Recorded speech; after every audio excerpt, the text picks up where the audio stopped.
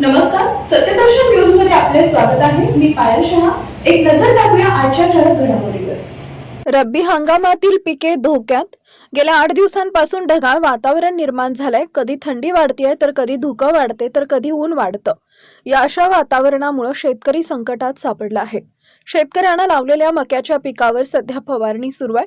गेल्या काही दिवसांपासून वातावरणात जे बदल झालेत त्यामुळे मकाच्या पिकावर लष्करी अळीचा प्रादुर्भाव झालाय. त्यामुळे शेतकरी मोठ्या चिंतेत सापडलाय. याचा फटका संपूर्ण राज्याला बसण्याची शक्यता आहे.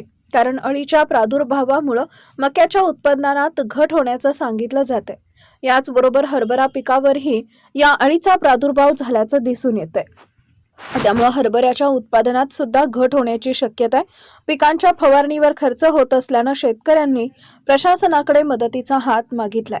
त्याचबरोबर हे वातावरण लवकरात लवकर निवळावं अशी अपेक्षा शेतकऱ्यांकडून व्यक्त केली जात आहे.